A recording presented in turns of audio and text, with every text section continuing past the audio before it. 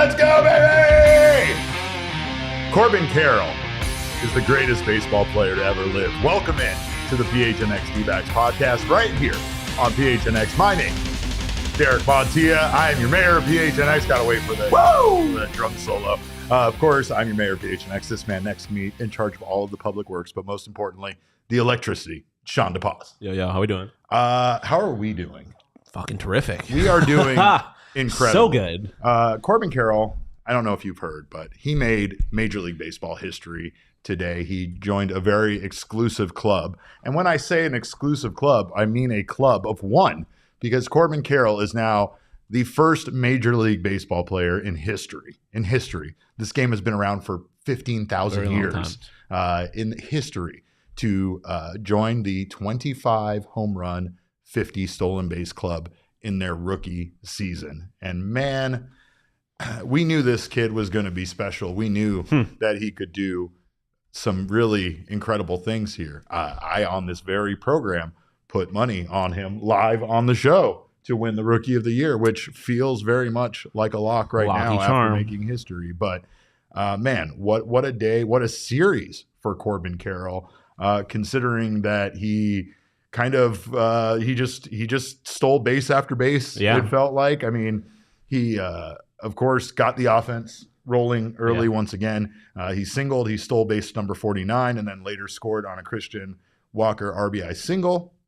And I mean, we've talked about wanting him to hit leadoff the entire season. When we've seen him do it, it hasn't had the best results, but I mean, hitting leadoff lately seems to really be the key for Corbin. He has gotten this offense jump-started throughout this entire winning streak that they kind of went on now. Yeah, it's crazy because we were having a conversation last night after the show about like guys we think will or won't rise to the occasion in the postseason. Yeah. And we weren't, I'll be honest, we were kind of going back and forth about Corbin. We weren't too sure. And it even seemed like today, like maybe it's just amongst the office, but there was a lot of talk about just Corbin kind of needing to do, like, to hit a home run, really just hit a home run. Yeah. Like, we wanted to see him put the ball over the fence. It felt it had been a while. And he rose to the occasion. Like, he just has, like, that's the difference between, like, a lot of the young players that have good streaks when they come into the league and the guys that are generational from day one is they are just, like, mentally they're there already. Like, they've got that it's just that they got the dog in them. He has that dog. He's built for it. Yeah, he really is. And I feel like you saw that today. You've seen that as of late. It is like he really is special, man. He really is a generational talent and a generational person. And he's ours. He's ours. The one thing that we heard about him from everyone within the organization was how much he studies the game, how much he devotes himself to the game, rehab, watching the games with the scouts and stuff like that. And absolutely, like, not only was it that, but I think it goes beyond that, because I think it also goes to, like, the fact that Corbin, you kind of heard about it, but we really haven't had a chance to see him at a major league level, right? So this season, now that we've had a chance to see his ups and downs, to see him compared to other rookies and how their seasons have gone and the history now that he's made, it makes sense, because that was the thing we always heard from everyone, was that this guy loves baseball and he is basically putting everything of himself into the game. Yeah, no, I mean, it really is. And it's funny because, like, we joke a little bit about him not really playing Fortnite anymore. Put this over there. But yeah, those days are over. But, like, I mean, we live in a world where a lot of professional athletes, like, play video games almost like as a second source of income. Like, they'll stream and shit like that. Like, it's a big part of their lives. So the idea that, like, you can't play video games and be a pro athlete is, like, not a real one. No, but Corbin just doesn't. You do get criticism for doing it, I mean, we saw that with Kyler. And plenty, right? Which is wild, because we don't see it with Booker. It's more based on your performance. If you can go out there and play, it's almost like a job where you have a manager that lets people kind of do their own shit. It's almost like working at a place where you can get high and drink beer during the day. It's like, as long as you get the job done. A personal attack, I feel like. A personal attack. If it's a personal attack on anybody, it's on me as well. I'm just saying, it's like, it's cool as long as you get your job done. Sure. Which we do here, I guess. I was going more from my corporate background of like, hey, there's a boss that doesn't mind that this guy dicks around because he gets his work. Yeah, exactly. Right. But it doesn't matter for Corbin. Like Corbin, Corbin is not even trying to find out. Like he's just really invested in the game that like he feels like he doesn't have time for Fortnite. Because if he's sitting around playing Fortnite, then why is he not? Yeah. Why aren't you in the gym? Why aren't you working out? Exactly. Exactly. That really does seem like what his mindset is. And again, he's a special kind of not just talent, but like person. Even like going back to class because he was bored, and so he started taking classes at ASU. Like that is a special kind of person. You gotta love like it's bigger than loving the game. It's just like loving the process of getting better in whatever form that's going to be. Yeah. And that really does seem like what kind of person Corbin is. Get Corbin on the fucking cover. You put Jazz on the cover, HK. Corbin's the future of the game. If they put Ellie on the cover, I'm going to rage. Yeah. It makes sense because, he's Ellie De La Cruz, but... Elizabeth is incriminating herself. She says it's like how you can listen to podcasts and watch the D-backs while working as long as you still get the job done. Not that I do that. Not that she does that. I will say we have a very corporate office across the hall from us, and I don't want to rat anybody out, so I'm not going to say her name, but there is a very nice woman who works there who sometimes stops by and just watches the D-backs game in our office. To be fair, and she comes over when she hears us yelling about like a home run. Which we're doing the Lord's work here. Yeah. But she still has her job. She hasn't been fired yet. Yeah. Because she gets her job done. And she has worked many times. She's lovely. Corbin Carroll, though, like I said, got the offense going early. He not only stole that base there in the first inning, but in the third inning, came back, did the same thing again, singles again, steals a base again, same old thing. You just see the Giants kind of fall apart at times when they try to get Corbin because he just keeps applying that pressure that they know is coming, right? Like they know he's going to steal the base. So that makes it even worse because it's just a matter of not if, but when. Yeah, when is he going to go? It's the presence. And especially, I mean, it's kind of just the conversation about baseball in general, but like the new rules, they know disengagements are limited and stuff. So if they're going to disengage, it's much more than just doing it to keep him honest. Like you have to utilize those probably. So now what is already a really complicated situation, especially when you're talking about a guy like Corbin, because if Corbin's on base, that means you probably have Ketel Marte or Christian Walker or Lourdes Gurriel up the bat, which in and of itself is a challenge for pitchers. And then you have to worry about what Corbin's doing. Like there's a lot going on in the mind of a pitcher. Yeah. And obviously like the greats, that ultimately doesn't mess with them all that much, but like, first off, not everyone's a great, and B, even the greats, like it is just an additional layer of things they have to think about. Yeah. And so it is why they create chaos. It's not necessarily that they're just because they're fast, right? It's because guys have to think about them being fast. Yeah. They know that Corbin like throws when they know like it doesn't matter how fast Corbin is. They should be able to get him out on this throw, but they're rushing the throw now because it's Corbin motherfucking Carroll. And then you have Ketel scoring from first. Or like a double play where they know that the guys are going and so now they have to rush the throw to first. Exactly. And so it's just the presence. It's not even so much what he actually does do or can do. It's just they know he's capable of it. And so they start making mistakes that they wouldn't make otherwise. Like Corbin's just different in so many ways. And a game that started out with the Diamondbacks once again behind because Merrill Kelly gave up a home run to that leadoff irritant Lamont Wade Jr., who always seems to do something against us. The Diamondbacks answered right back to tie the game in the first. Then they added those couple of runs again. You had Corbin Carroll stealing that base, but they really just blew the game open. In the seventh, they had a 3-1 lead for most of the game. Merrill Kelly, his outing was shaky at times, but again, Merrill bent but did not break, and he gave them the length that they have been looking for out of starting pitching that they really haven't been getting out of the anybody. Mainstay. But that seventh inning, really everybody busted things open. But Corbin Carroll with home run number 25 to add to his 2 stolen bases, and I mean he went 4 for 5 today with 3 runs scored and the RBI. Like he was involved in most of the offense, either creating it or being a part of it. And he just continues to be like, again, it's like he disrupted things enough that then, like Chris says right here, mental disruption creates errors. Yeah. It creates all sorts of things, right? I mean, it causes pitching to potentially start rushing. It felt like Corbin doing what he was doing consistently in this game was the catalyst to the offense being able to put up 7 runs. Yeah, I mean, it's baseball's a very hard sport to do this in, but it really does feel like when he's on, like he makes his teammates better too. And I mean, part of that I'm sure is like we were talking about pitchers having a lot in their mind when he's on base, and that obviously makes a batter's life a little bit easier. But yeah, I mean, it's just like it's funny because we talked on a number of occasions earlier on in the year during the dark times about this lineup not being a lineup that like really strikes any fear into you. And I'm not going to say that right now it is that.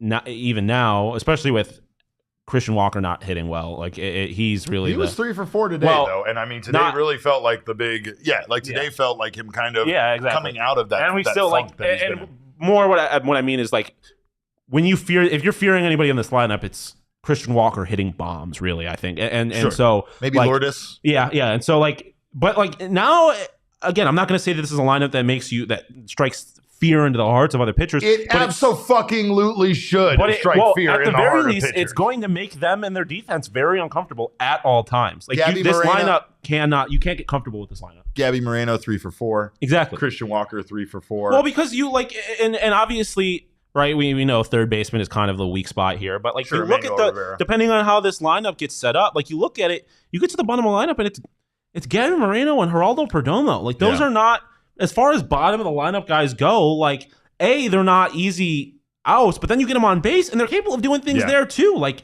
Gabby's one of the faster catchers in the league. Perdomo is just he's a wild card. Like this lineup is there's no.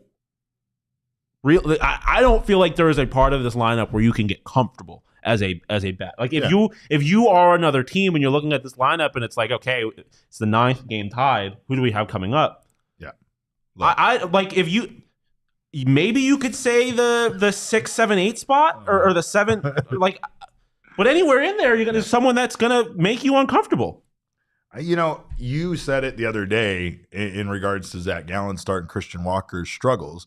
You said, obviously, these guys are big parts of the team, but they are able to do what they've been doing. This is their 5th win in a row now. Yeah. They beat 2 opponents, the 2 opponents on their schedule that we were most worried about. Obviously, we know we've always had the looming threat of the Astros in the final series. We made jokes about it coming down to that series and what a terrible opponent for it to be against. But realistically, with this wild card race that is going on, the Chicago Cubs were my biggest concern. And then there were these other little series in between that you knew were going to be critical, especially considering how the teams lined up.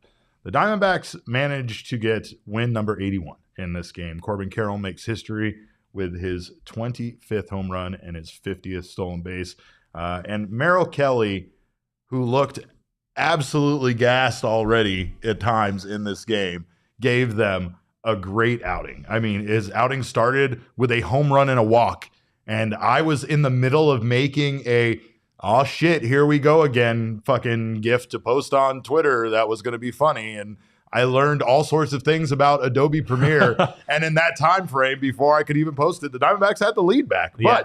But Merrill Kelly gave up a couple of base runners in the 3rd, but retired 11 in a row from the 3rd through the 6th. Ain't so. I mean, he just got stronger as the game went on. He had 67 pitches with 1 out in the 4th, and he still somehow got through 6 2/3 innings. The man was incredible. That's why he's the mainstay, right? Like, because like it's not just that like you get those starts where he goes 7 innings and it's just kind of boring because nothing really happens because he's doing his job. Yep. But it's also like, he can have a bad first inning, and when Zach has a bad first inning, I'm like, man, we're getting bad Zach today. Yeah. When Merrill has a bad first inning, it's like, okay. As long as it's like his offense put up a couple runs and he'll figure it out. Like it doesn't ever feel like he's ever like going to have a bad game. Right. Which is huge. And that's why it's surprising in the few times that he does. Yeah, because exactly. you're always kind of waiting for him to bust out of it. Ernesto says something about Christian Walker. He's due. He'll carry this next week. You know what I just realized? We're getting Christian Walker versus the short porch at Yankee Stadium. Go get right, young man. Go get right. Yeah. Go hit him into the fucking annoying ass bleacher creatures out there doing their dumbass roll call, and then they get pissed off whenever someone else wants to do a roll call. Nerds. That's a wild thing. Like, such nerds. It's just the roll call. We're chanting one of the players' names. Oh, that's our thing over here in the Bronx. Don't you dare chant your player's name until he gives you some kind of acknowledgement. Don't you dare. Fucking nerds. Nate Cleveland is asking about my pitching ninja shirt. It is nice.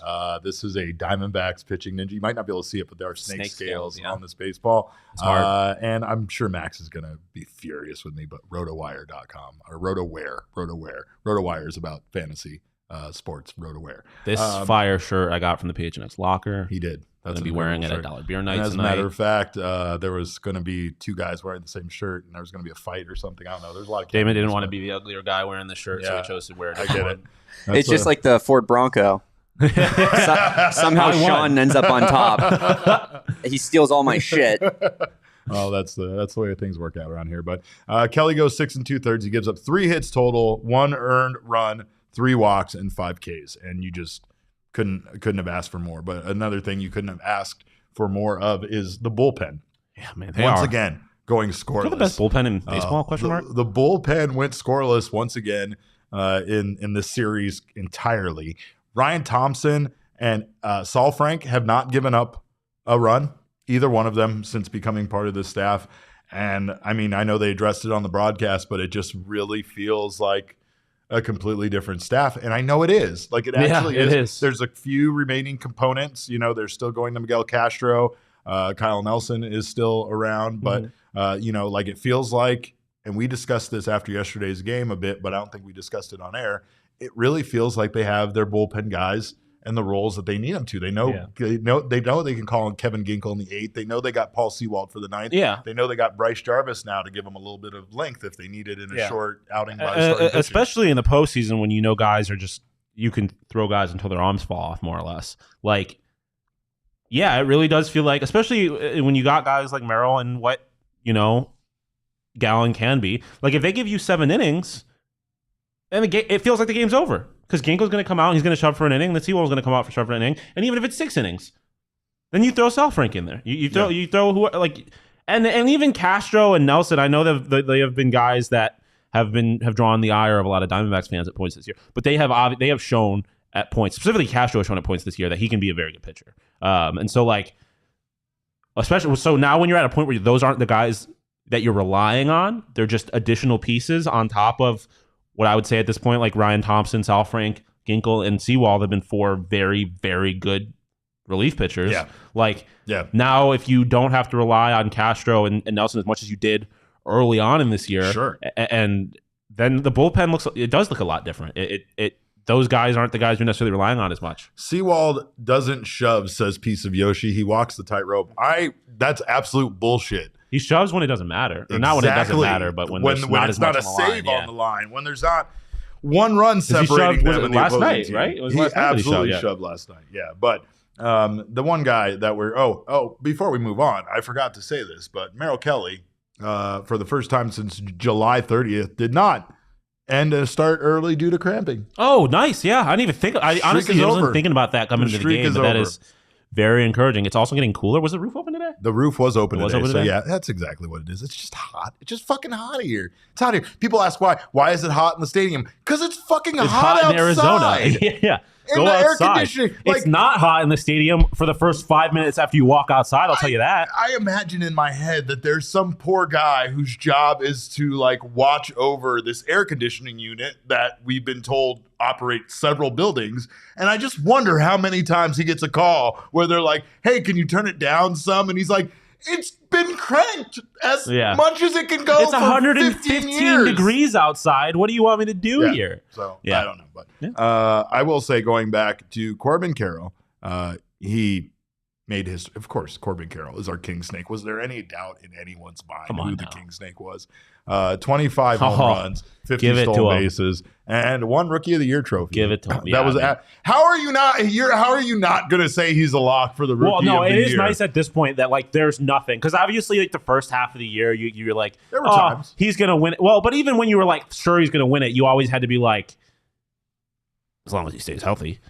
Like, there's nothing that can happen now. Yep. There's literally nothing that can happen that's going to keep. I declared it over. You didn't even put this in the for me to make in the graphic. I just declared it over. I said it's done. He said it's Jover. Yeah, I believe is what you said. Just give Corbin his trophy. Yeah. I mean, I genuinely don't think like Kodai Senga could probably throw a perfect game in his remaining 2-3 starts, and it's not doing it. That doesn't. That might do it. That might do it. If I'm a Rookie of the Year voter and a guy comes out and throws 3 perfect games to end a year, he probably deserves Rookie of the Year. That's fine. That's not going to happen. Probably deserves Rookie of the Year. Yeah, no, it's not going to happen. But Corbin Carroll could maybe potentially reach 30, 50, maybe 30, 60 at this rate. I mean, he did have 4 stolen bases in this series alone, and it was a 2-game series. But also, Connor's making a good point. What's that? Corbin better not just be Rookie of the Year. He better be a unanimous Rookie of the Year. If some of these rat bastard journos come out here and are like, "Oh, I'm from New York, I'm going to give it to Kodai Senga," screw you. Here's the biggest thing, though. What does him winning the Rookie of the Year mean for the Arizona Diamondbacks? Well, this was a personal accomplishment, a personal goal for Corbin Carroll for the very specific reason of how it would help the franchise. Draft pick, baby. The Arizona Diamondbacks would essentially get draft pick number 31. They would get the first draft pick after the first round before the competitive balance A draft picks or whatever, but maybe even sooner, right? Because sometimes teams lose their first round draft picks. No, because if they would lose it, it would be traded away or something. So there wouldn't. I remember Jesse saying that not every team has a first round draft pick. Sometimes there could be. Maybe that scenario I imagine would be due to a trade or something. Yeah, they traded it to someone else, but yeah, regardless of how many picks there are in the first round, you're right. If there's 20, it's coming. It's the first pick after the first round. It's the first pick after the first round, and that's really crucial because say what you will about this Arizona Diamondbacks team, but look at the success they have from guys that they acquired through trades or picked up, drafted themselves, and had go through their system that are now impacting this team. Right, the bigger moves, the bigger paychecks that they were giving out, those were the ones that weren't working, but now they have this core that they've assembled, and honestly, a franchise like the Diamondbacks, this might be their only way to win is to assemble a team this way and potentially add to it. So that draft pick is just absolutely crucial. It's incredible for achievement for Corbin Carroll. He deserves it, and it's something that's even great for the franchise as a trophy, as an accomplishment. Yeah. But it's the fact that it tied to this award is an actual benefit that could make the Diamondbacks a better organization going forward with that extra draft pick. It is so amazingly crucial. And Lawler's going to do it next year, and we'll get another one. All right, I'm with that. But yeah, no, I mean it is just awesome for to be a fan of an organization that has got a guy like this, to be especially when it's it's like Arizona, where there's always kind of this feeling that we don't get enough national credit. Yes. You're gonna be forced to recognize. You're gonna be, and if they don't, they're gonna be forced to because he's gonna win Rookie of the Year. I don't even think it's a forcing thing though. Like again, when I was in Chicago, people knew who Corbin. Well, Carroll was. I don't think if you're a baseball fan, you know who Corbin Carroll is. But my point is that that's legitimate national whether you want to acknowledge it or whether you want to believe it or not, he's the best rookie in baseball. Yeah. And you can argue it all you want, but he's going to win the award. And that's the end of that debate. You may not like it, but you'll learn to love it. That's the way it goes. Well, we thank you guys for being here right now on the PHNX Sports YouTube channel. If you haven't subscribed to the channel yet, make sure to do so. Leave us our attaboy. That's the little thumbs up. And make sure to sign up for notifications. That way you don't miss whenever any of the wonderful shows on our network go live. Also, if you're listening on the audio podcasting side, please be sure to subscribe over there as well. Leave us a review. We always appreciate the feedback. But if you want to watch Diamondbacks baseball, if you want to watch postseason baseball, if you want to watch all sports, all of the sports that you want to digest with your eyes, go to Fubo TV. Get yourself a Fubo TV Pro account. You can watch 140 plus live channels of sports, movies, TV shows, and more. You can stream live TV from any device. You can watch the most Arizona sports for the lowest price. And you can start watching immediately with no contract, no cable, no hassle at all. You will get your account right away, right after you sign up. You'll also get 1,000 hours of cloud DVR included at no extra charge. So make sure to not miss out on college football, NFL, everything that you have to watch. Watch all of your favorite college football and NFL with Fubo. Go to www.fubotv.com/PHNX to sign up for 15% off your first month of Fubo Pro. And of course, what is the best way to make baseball better? You make baseball better by betting on it. True. It's the truth. You can place your first BetMGM sportsbook wager through the BetMGM sportsbook mobile application of at least $10. Signing up with our code of PHNX and doing so, you will receive $200 instantly in additional winnings regardless of your wager's outcome. I've said this before, I say it again. I am a parlay man. I don't even like placing single straight up bets. It disgusts me, in fact. Oh my. I would rather lose an 8-leg parlay just by one leg rather than, just trying for one. What? I'm supposed to bet on a minus 250 favorite? That doesn't even sound fun to me. I need a long shot, so I'll make one if I have to manually. And you can do that with the same game parlay, or you can do that with a multiple game parlay where you kind of add legs to that as well. Also, don't miss out on that money. Again, at the BetMGM as a new customer, download the app or visit betmgm.com, sign up with our code of PHNX, deposit at least $10 in your newly created account, and just place a wager in the amount of at least $10 at a standard odds price to get your $200 in bonus bets, regardless of the outcome of your wager. So, any bets? I know you've hit on stuff. I know Damon. Yes. Damon's been our betting guru lately. Like he's like Merrill Kelly. It started out slow for him, but then he just went on an absolute tear over there. Merrill Kelly, I had him over 5.5 strikeouts today, and he got 5, and then got pulled. So that one was. Is that why you're sad? He's been walking around with a long face all day about that. It's sad, but anyway. Well, make sure to watch Damon over on the PHNX Bets podcast, by the way. He's been absolutely killing it. We don't know when Shane's going to come back. We don't even know if Shane still works here or not. He claims he still works here, but I don't believe him. Are we sure that Shane just has the right to take back bets when he comes back? Maybe you guys should fight for it. I think it'll be a fight. I think there should be a record comparison, and whoever has the better record based on he'll probably have a better record than me. I don't know about that. I don't know, man. I don't know. You got a smaller sample size too, so you string together a couple of wins. We'll work together. We'll work together because you've been here. You've been here through the ups and downs. You didn't just abandon us during football season. But make sure you sign up for BetMGM. Use that bonus code of PHNX. Place your first BetMGM sportsbook wager through the BetMGM sportsbook mobile application of at least $10. You will receive $200 instantly in additional winnings, regardless of your wager's outcome. Check out the show notes for full details. And now listen to Shane, who we have no idea is ever going to come back, talk about the disclaimer. Gambling problem? Call 1-800-GAMBLER. Colorado, D.C., Illinois, Indiana, Kansas, Louisiana, Maryland, Mississippi, New Jersey, Nevada, Ohio, Pennsylvania, Tennessee, Virginia, West Virginia, Wyoming. Call 877-8-HOPE-NY or text HOPE-NY 467-369 New York. Call 1-800-327-5050 Massachusetts. 21 plus to wager. Please gamble responsibly. Call 1-800-NEXT-STEP Arizona. 1-800-BETS-OFF Iowa. 1-800-270-7117 for confidential help Michigan. 1-800-981-0023 Puerto Rico in partnership with Kansas Crossing Casino and Hotel. Visit BetMGM.com for terms and conditions. U.S. promotional offers not available in D.C., New York, or Ontario.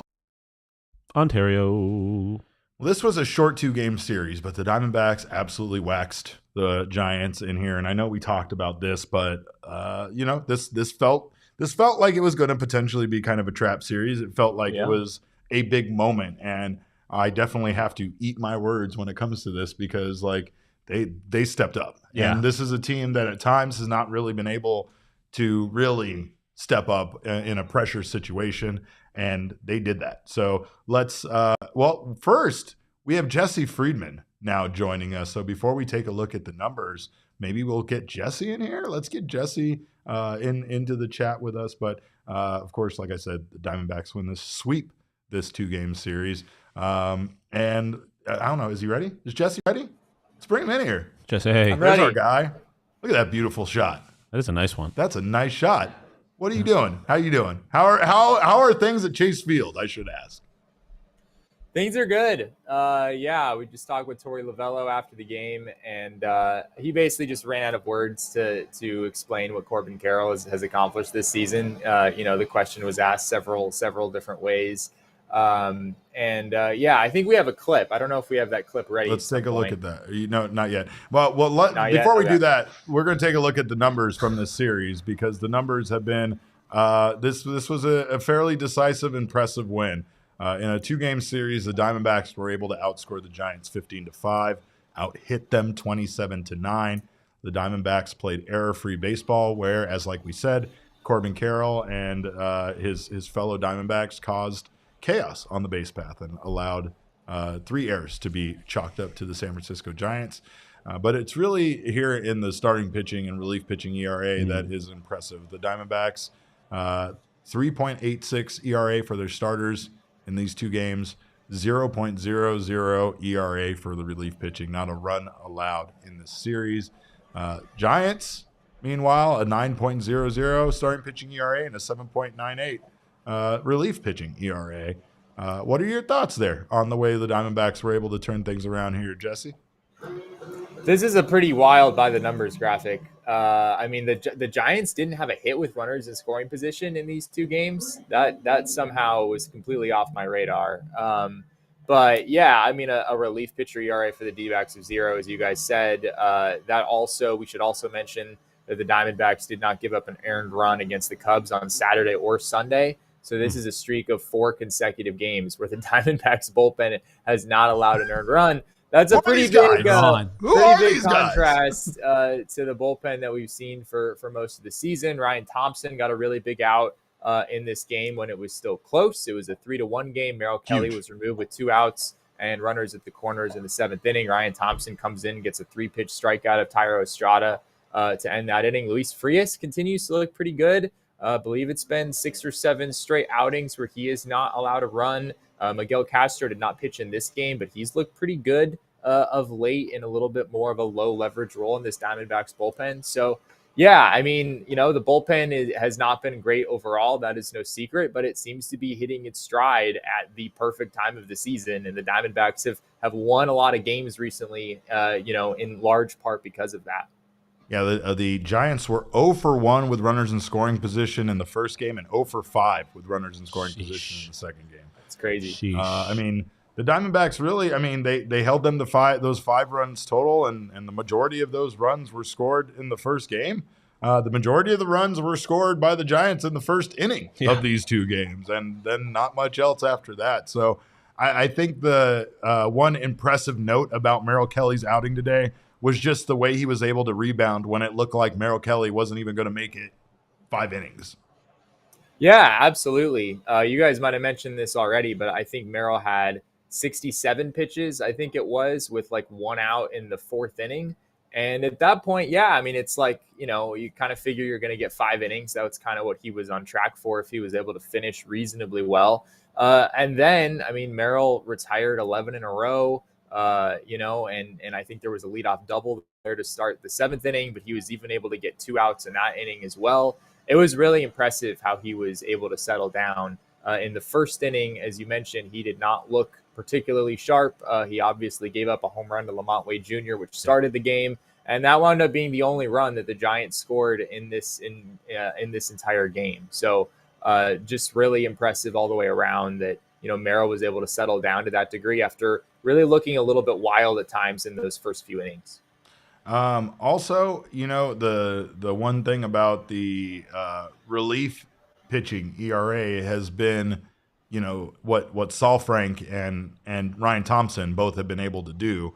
Thompson and Saul Frank have not allowed a run themselves since joining this major league team.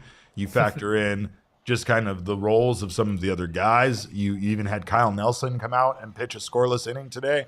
And it really feels like this bullpen is becoming a valuable piece of this team, which is something I never thought we would find ourselves saying this season without major improvements. Yeah. Sewald was a major upgrade, obviously, at closer. So it's like things changed. It felt like the entire bullpen kind of changed once that role was set and allowed everybody else to kind of fall into their roles and know where they would be expected to come out and pitch. But, you can't say enough about the additions of Thompson and Saul Frank and what they've been able to do here. And I know it's a short sample size, but small sample size, but it feels impressive. It does feel like a lot of this is a product of guys just kind of like having their roles now. And I think like Castro and those guys are a little bit better when they don't have to get thrown into high leverage situations in the 8th. Well, when you don't know if you're going to, I'm sure these guys are communicated by Torey Lovullo that you're potentially an option in the 9th, you're potentially an option in the 9th, but guys don't really know. Yeah, I don't know if how you're going to be utilized. Yeah, that uncertainty doesn't feel like it's a great thing for baseball players that like a routine. Yeah, absolutely. And I think it really, even though Paul Sewald hasn't been outstanding at times in that closer role, he's still, like you said, he secured that role And once you have a closer, then it really does help everyone else fall into place. And it also helps when you have, two guys in Andrew Saalfrank and Ryan Thompson just kind of come out of nowhere and jump into high leverage roles and have quite a bit of success that they've had so far. So I don't know if I would call the D-backs bullpen an asset or, it's been a good stretch, but I think the larger picture still says that this bullpen might not be one of the better ones in the league, but Sure. They're getting hot at the right time. And, that in some ways that's sort of what the end of the season can come down to. It's just, who's playing well when it really matters the most. And this bullpen is absolutely hitting its stride, in good timing here. Make sure to tell Paul I bought the shirt, Jesse. Tell him I got the shirt. All right. Also, speaking of teams playing well and not playing well, what the hell, Braves? What the hell? Some of these teams we needed you to play well. Like, let's take a look at the out-of-town scoreboard. The Phillies beat the Braves. The Braves are getting beaten by everybody, it feels like. But at least the Reds continue to lose to the Minnesota Twins. Do you have any updates on any of the live games right now? Yeah, the Reds did lose to the Twins, yeah. And then Marlins, Mets still tied at 0 in the top of the second. The Marlins are. We don't care about Angels, Rays, although the Angels are beating the Rays. No. And those are the only two games happening right now. You know who also we don't care about anymore is the San Francisco Giants, as far as we're concerned, because in our wild card standings, we're ready to move on. We're just graying them out. I will say real quick. It is, I guess, somewhat relevant that the Rangers kicked the Red Sox ass today, and so it's not relevant. It's relevant in the sense that the West stays interesting, and thus the potential Astros series at the end of the season stays interesting. Yeah, that's the only reason I brought that up. That's a good point. Astros beat the Orioles 2-1 as well. All right, but looking at our wild card race standings, the Diamondbacks now currently up a full game in the wild card standings on the Cubs. The Marlins have a half a game deficit behind the Cubs, and then you have the Reds at a game and a half back. So the Diamondbacks continue to win, and I mean these wins, this 5-game winning streak right now is impressive, and couldn't come at a better time because this race continues to be close. And yes, it's San Francisco, says Cogs for the Giants. San Francisco, says Connor. It really is remarkable how the Diamondbacks have come out. And I mean, this is a 5-game homestand that was huge for them, right? I mean, 3 games against the Cubs. At the start of that Cubs series, the Diamondbacks were not at all in the position that they were in right now, or that they're in right now, right? They were 2.5 games behind the Cubs when that series started just, less than a week ago. So yeah, I mean, to rebound after losing 3 out of 4 and, losing a couple games with Merrill Kelly and Zach Gallen on the mound, and suddenly you're talking about a 5-game win streak with all 5 games happening here at home and against teams that you're in direct competition with. It's remarkable how the Diamondbacks have really gotten hot, right at the most pivotal moment of the season. And they are in a really good position now. But I mean, as the last couple weeks have taught us, in these higher moments when it really seems like things are going well, then, something inexplicable tends to happen. That's sort of the trend that we've seen with the Diamondbacks this year. So, hopefully for them, they're able to go into New York and, it's not Citi Field, fortunately for them, a ballpark where they have not played well. They don't play at Yankee Stadium often, but we'll see how they look this weekend. I will be taking their performance in this series incredibly personally. Yeah. If they play poorly, it is a personal attack, and if they play well, it is on my behalf. I'm giving Shawn the reins to the show on Friday night just so he can that. come on here and host it directly into bashing the Yankees. No, for I will 45 straight minutes. I play my role. If you need me to be your starting point guard, I'll be your starting point guard. If you need me to come off, like most times, come off the bench, you just hit a few threes, that's what I do. But I will be tame and fair to the Yankees. Absolutely won't be. Yes, I will. Absolutely I will be. I will be. I promise. I will say this though. Did you sign up for the Inner Circle at Circle K? I just had to fill up 2 days ago, I think. Okay. So, trust. Jesse, did you sign up for the Inner Circle at Circle K? I have signed up for the Inner Circle, and I took advantage on your way back a couple days ago. Give me a free soda on the way back to the office. That's what I was trying to get around to because I want to abuse your free benefits on yours. But Circle K, America's third stop, has a brand new free membership program, and it's going to get you lots of discounts, lots of freebies, lots of buy one get one free offers. Most importantly, right now with how outrageously expensive gas is, it is going to get you 25 cents off per gallon for your first 5 fill-ups. Why is that important? Because Circle K's gas is already fairly cheap compared to most of these stations around here. So you get another 25 cents off. Like he said, it's the most gratifying thing ever just to drop, watch that little thing drop. And of course, we can't help all the things going on in the world right now contributing to the high gas prices. But what we can do is we can sign up for free for the Inner Circle by downloading the Circle K app today. Terms and conditions apply. Participating locations. Visit CircleK.com for details. It's also going to give you, after the 25 cents off, I think like 5 cents off per gallon after that. And then you can even reach another tier status where I think you get even more off per gallon. Yeah. So make sure to there's a whole bunch of rewards in there. So many rewards. It's pretty fun. You talking about Circle K, and it just so happens that the Mets take a 1-0 lead. Correlation or causation? You tell me. Yeah, coincidence? I don't think there's any correlation at all, but I mean, I'll take it. I will take it. Again, make sure to not miss out on that great stuff at Circle K. Also, check out our friends at Pins and Aces. It's the official golf apparel partner of PHNX and ALLCITY.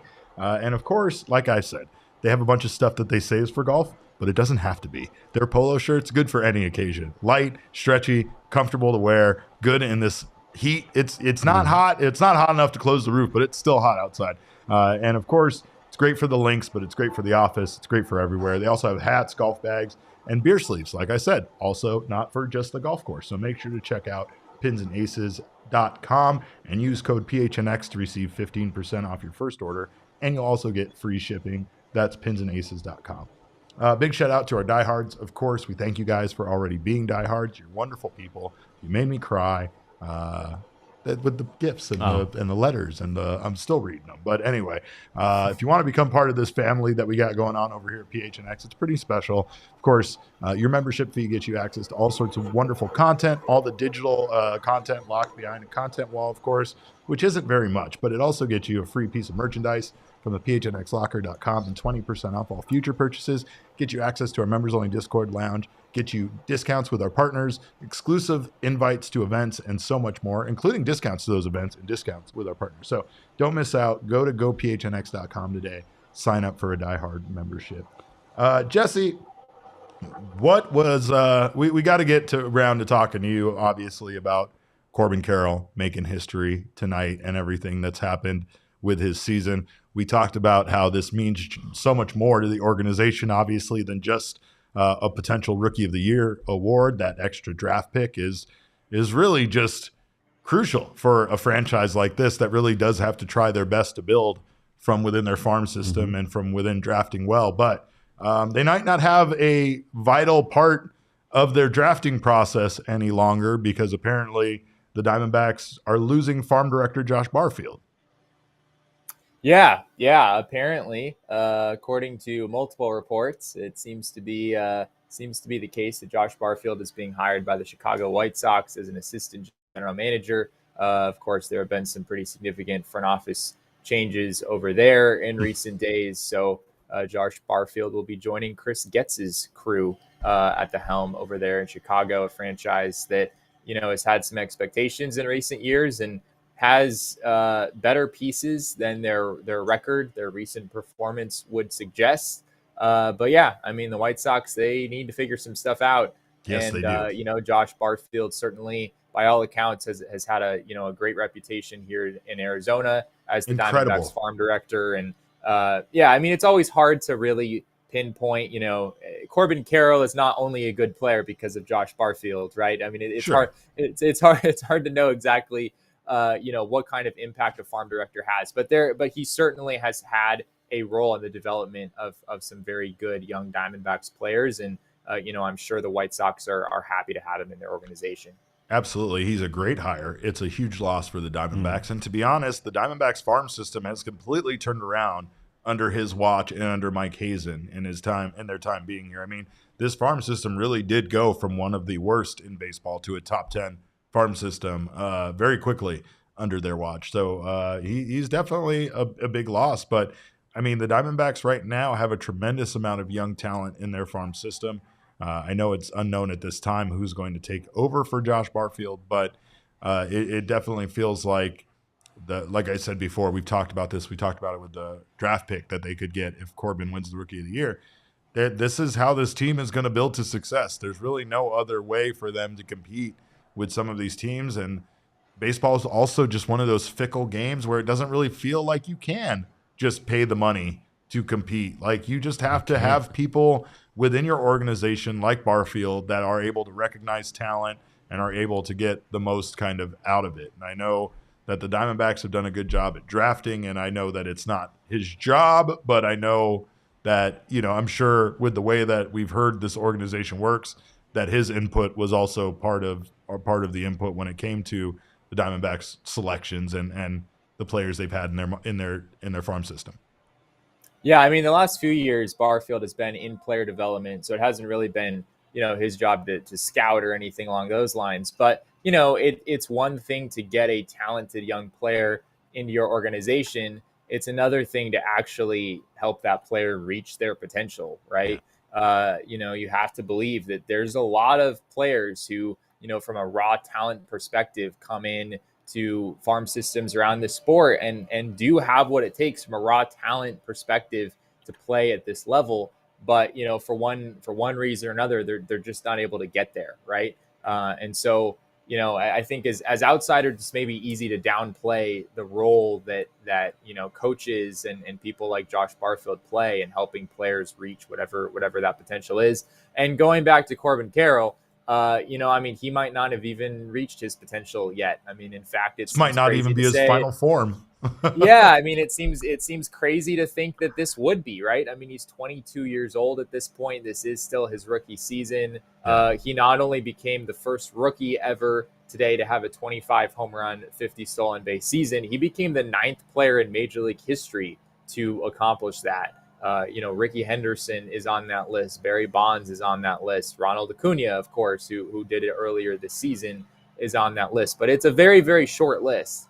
And, for Corbin Carroll to be doing that this soon, when we talked about this, a year ago before Corbin Carroll even got to the majors, there was a sizable group of people that didn't think Corbin Carroll would ever hit 25 home runs in a major league season. They didn't really see the power. They saw more of a leadoff hitter type profile who would get on base and wreak havoc on the bases and play good defense and that sort of thing. We had those conversations too, or even you and I, Derek, back in the day, we weren't necessarily positive that Corbin Carroll, his power was going to translate to the major league level. But 25 homers in his first season, it's remarkable what he's done this year.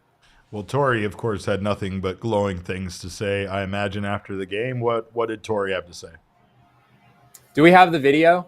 Is it there? We're ready to roll. Yep. All right, let's take a look at what Torey had to say about Corbin's historic moment today.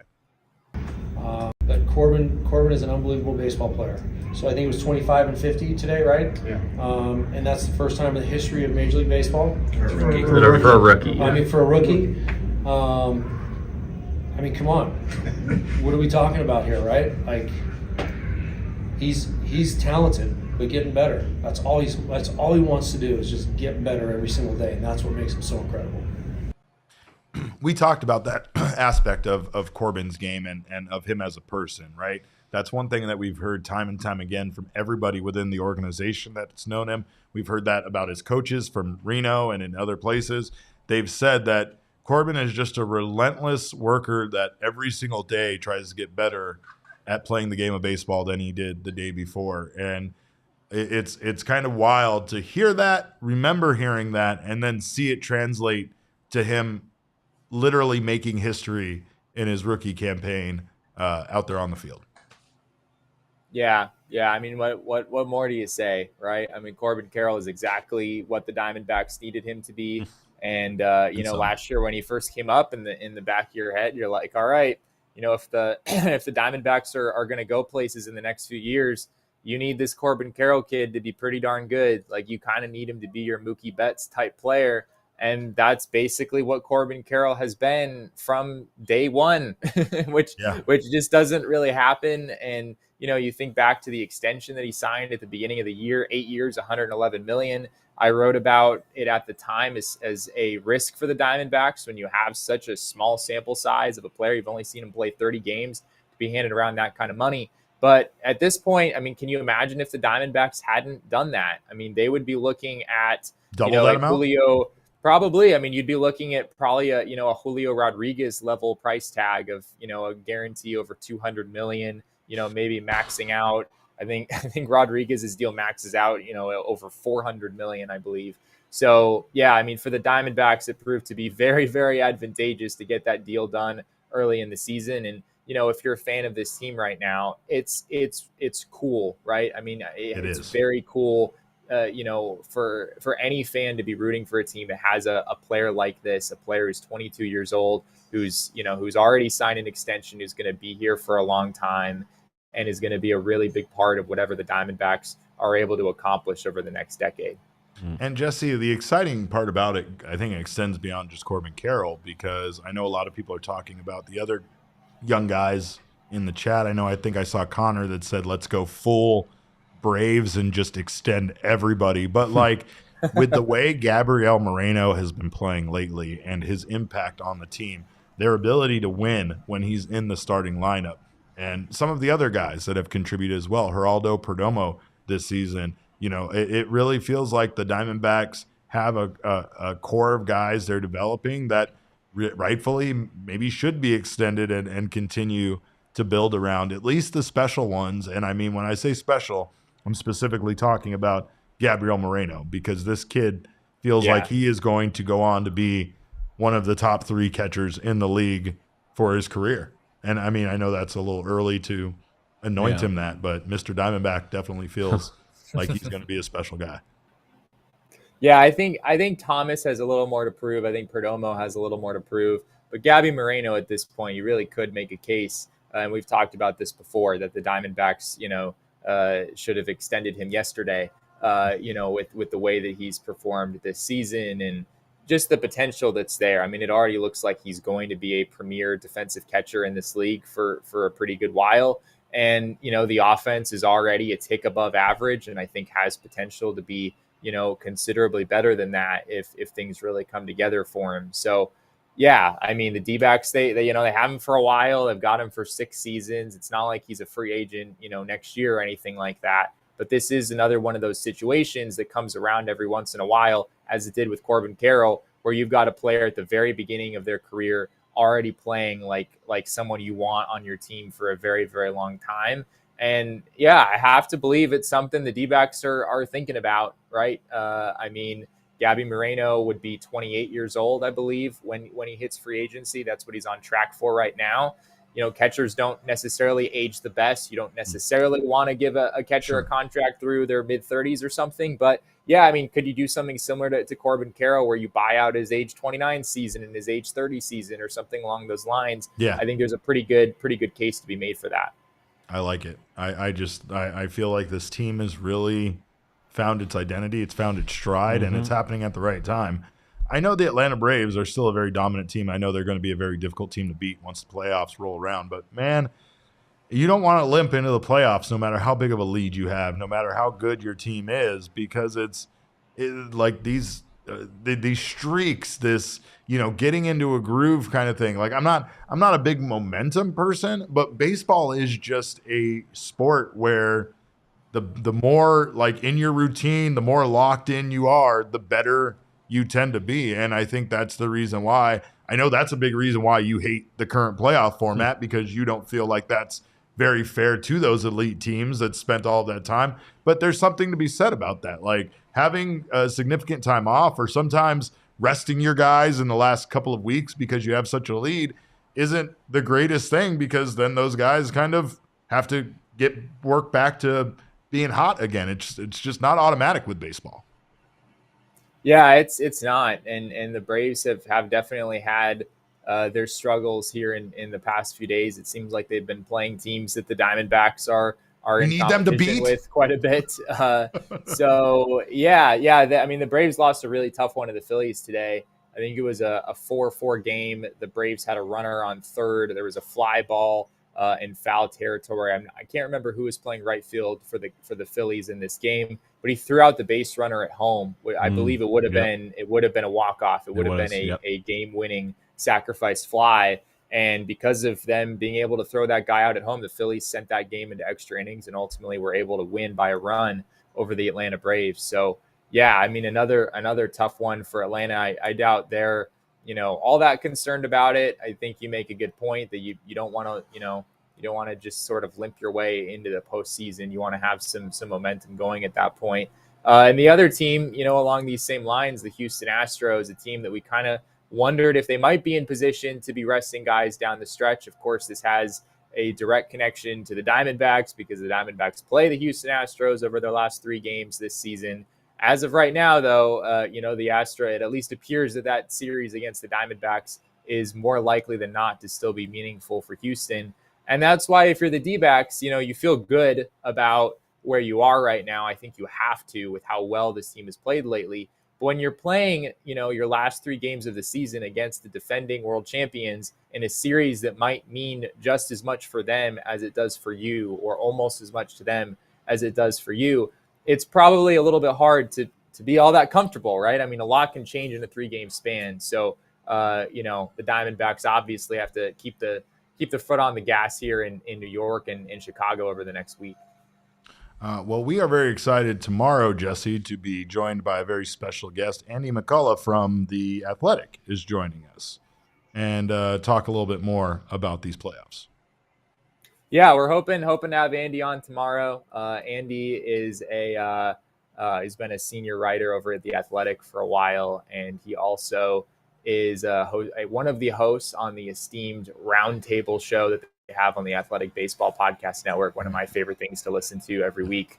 He and Mark Carrig and Grant Brisbee over there do an outstanding job. So yeah, looking forward to having Andy on hopefully tomorrow afternoon.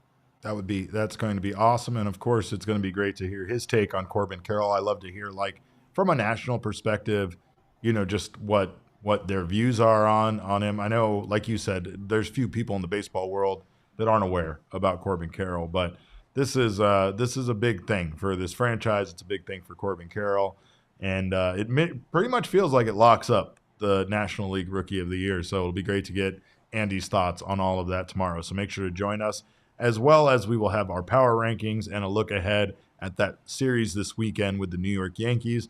None of this is done. We are not done yet. The fight continues. The Diamondbacks cannot let up against these next 2 series because they could very much feel like these teams have nothing to play for, and these teams might be playing for nothing more than pride, but that's a dangerous combination sometimes. So Diamondbacks got to come out and get the work done against the Yankees and the White Sox before that final series of the year against the Astros. I know he's very much looking forward to that. Jesse, we thank you for being at Chase Field and for joining us, and we will see you back here in studio tomorrow. All right, sounds good. I'll see you guys tomorrow. All right, later, sir. Jesse. Man, it feels incredible. It really does. It does. It kind of feels surreal. Like, I know that we've been tracking it. I mean, hell, the 25-50 thing felt like it was going to happen a lot sooner than it did. Yeah. But even we started questioning, well, maybe he doesn't get that 25th home run. Maybe he doesn't. And, man, he pilfered bases left and right in this series against the Giants. Yeah. He gets that home run. Not non-important home run, because this was still a close game. Yeah. When Corbin gets that home run shot. So, I mean, of course, he just continues to be a very important part to this team, to this offense, and they are on a roll. And like I said, they're on a roll at the right time. Yeah, no, it is. It really, like, they just really rose to the occasion. Like, it was a big question of whether or not they were going to, fold here. And I think they've kind of folded all year long. And I'm not to say there isn't a series that was important here or there that they didn't win. But we definitely know when it was above 500 when it was against teams that were above 500, and it felt like they were important, critical series that they needed to kind of make a statement about them being here and being ready to perform and to compete against those teams. And, we saw them split the season series with the Braves, and that was pretty good. We saw them get some good wins early against the Dodgers, but then the Dodgers proceeded to show us exactly who they were, in the games that we played them lately. So that it felt disappointing. It felt like we kind of got smacked back down to our position. And again, I mean, these teams aren't playing well. they have that layoff when they're the top seeds, and who knows what can happen. I'm very excited to see this team make it into the playoffs. Same. So Yeah. We'll see what happens. Just get in. Anything's possible. One thing that did happen, by the way, yesterday, I had not a replacement pair from Shady Rays, but I'm waiting because I lost my Shady Rays sunglasses. Yes. I'm waiting for the replacements to come in. Okay. I was wearing another pair of sunglasses yesterday. Took them off my face, and the arm just snapped. That's what you get. Snapped. It You just deserve that. snapped. And the funny thing is, I showed it to Damon because he asked why I looked sad, and I said it's because I broke my sunglasses. Look at this shit, and I show him the broken arm, and he goes, "Are those Shady Rays?" And I was like, "No, they're not." And he goes, "Oh man, I'm sorry." You know why? I'm because not sorry. he knows I can't just fucking call them and get another pair of sunglasses. I don't feel bad at all. Look, all their right. fault. Like they were backup glasses. They were backup shades. And I know they weren't Shady Rays, but even your backups should be Shady Rays. That's because if you lose them or you break them, like I foolishly did yesterday, they will send you a new pair, no questions asked. Am I getting a new pair for these Wakanda Forever special edition sunglasses that I broke? Absolutely not. They don't even have those in stock anymore. I guarantee it. But Shady Rays, they'd have my back long after I made my purchase, and they have your back long after you make yours. No questions asked. They will send you back a brand new pair, whether you break them, whether you lose them. They won't shame you. They won't do any of that. They'll just send you new sunglasses. You can shop their entire collection at their brand new location at Kierland Commons. It's a full-stop shop for all things Shady Rays. And Shady Rays are a premium pair of polarized sunglasses. They are just as good as the more expensive kind. And of course, they have a much better warranty that backs you up. And if you don't love your Shady Rays, you can exchange them for a new pair or return them for free within 30 days. There's absolutely no risk when you shop. Their team always has your back. Exclusively for our listeners, Shady Rays is giving out their best deal of the season. Go to shadyrays.com and use code PHNX for 50% off 2 or more pairs of polarized sunglasses. Try for yourself the shades rated 5 stars by over 250,000 people. Shout out to Four Peaks. What? No, you see what's happening in the chat? No, what's happening? Jake Berger just left the game for the Marlins. Oh, he's injured? He's been there. He's been kind of their guy. Very important part of that team. So, wow. Well, I mean, sorry, I guess. Pour some Four Peaks out for Jake Berger? Pour some Four Peaks out. Well, I'm not going to pour any Four Peaks out because this is four- like that's a liquid waste gold. of- Why would of I do Four that? Peaks, For yeah. Jake Berger? For Jake He's not. I mean, like, I want him to absolutely get not. better, That's but we're not wasting beer yeah, on you. No, that's crazy. I'll smoke one for Jake Berger. But I do drink the Joy Bus Wow Wheat. And of course, this is good for wins. It's good for losses. All the Four Peaks beers are good for any occasion. And you can make sure to follow them on social at Four Peaks Brew at Four Peaks Pub to get the latest on Arizona's premier craft brewery. Of course, Four Peaks is the official craft beer of your Arizona Diamondbacks. Pumpkin Porter season is back, by the way, for all your pumpkin lovers out there. It's not just at Starbucks. You can get pumpkin in your beer. So make sure to get that pumpkin porter season. That's right. Tastes like that toasted pie crust feeling. Goes perfect with pumpkin cheesecake. It does. Yeah. Back on shelves and in draft lines throughout the valley, so don't miss out on that. That's a limited time beer, so don't sleep on that. Visit fourpeaks.com/locator to find all of your favorite brewery tours and events. They got Stein Holding, Oktoberfest going on right now, haunted brewery tours where they show you that the ghosts do in fact make the beers. They're all right around the corner. Check out at Four Peaks Brew at Four Peaks Pub to keep up with the latest at Arizona's hometown brewery. Must be 21 or older to drink Four Peaks, and please drink responsibly. Well, that's all we got. And I mean, if that's not enough for you, I don't know. Well, I don't know what more to tell you. We made history today, folks. Corbin Carroll, 25 home runs, 50 stolen bases, the first time in Major League Baseball history. And remember what I said, Major League Baseball has been around for like 15,000 years. 15,000 years. But kudos to him. He deserves all of it. And the Diamondbacks have themselves an absolute stud, a certified G and a bona fide stud. And you can't teach that. You can. You can make sure to follow us on Twitter. I'm at cap_caveman with a K. Jesse is at Jesse N. Friedman. This maniac next to me is at Shawn_DePaz. Of course, the people's producer behind the Mac. It's one and only Damon. He is Damon Dog on Twitter. That's DAWG. We are Damon's dogs right here in front of you. Of course, our show is at PHNX D-backs, but all roads do lead to at PHNX_sports on Twitter, Instagram, and Facebook.